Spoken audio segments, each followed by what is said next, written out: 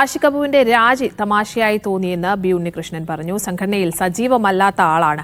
2018-ൽ ഉന്നയിച്ച ആരോപണം ഇപ്പോഴും തുടരുകയാണെന്നും ബി ഉണ്ണികൃഷ്ണൻ പറഞ്ഞു. 2018-ലാണ് സോൾട്ട് ആൻഡ് പെപ്പറുമായിട്ട് ബന്ധപ്പെട്ടിട്ട് ഇങ്ങനൊരു സംഗതി ഉണ്ടായപ്പോൾ അദ്ദേഹത്തിൽ നിന്ന് ഈ പൈസ ഞങ്ങൾ വാങ്ങിച്ചു കൊടുത്തതിന് ശേഷമാണ് ഇങ്ങനൊരു വഴക്കമുണ്ട് എന്ന് പറയുന്നത്. അത് നിർബന്ധമായിട്ടും 10%, ചിലർ പറയും അത് കുറച്ച് തന്നവരുണ്ട്, ഒരു 5% തരാം, ബാക്കി ബുദ്ധിമുട്ടുണ്ട്, ഞങ്ങൾക്ക് we are fine with it. അപ്പോൾ അദ്ദേഹം അത് പറഞ്ഞപ്പോൾ അദ്ദേഹത്തെ അടയ്ക്കാതെ, എന്നാൽ എഴുത്തുകാരായിട്ടുള്ള 2 പേര്, ശ്യാം പുഷ്കരനും ദിലീഷ് നായരും അത് ചെയ്യുകയും ചെയ്തു. സിബി സാറാണ് അന്ന് ശ്രീ ആഷി കപൂറിനോട് വിളിച്ചിട്ട് ആ പൈസ അടയ്ക്കണം എന്ന് പറയുന്നത്. അദ്ദേഹം അന്ന് ഡയറക്ടേഴ്സ് യൂണിയൻ്റെ ഭാരവാഹിയാണ്.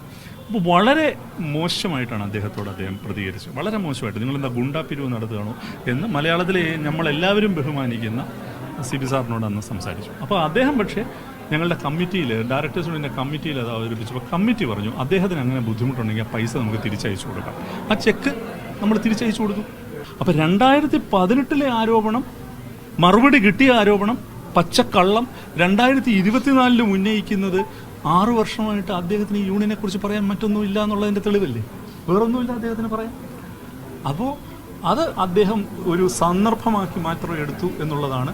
പിന്നെ യൂണിയൻ്റെ ഭാഗമായിട്ട് വലിയ രീതിയിൽ പ്രവർത്തിക്കാത്ത അദ്ദേഹം രാജിവെക്കുന്നത് ഒരു തമാശയായിട്ടാണ് എനിക്ക് തോന്നുന്നത്.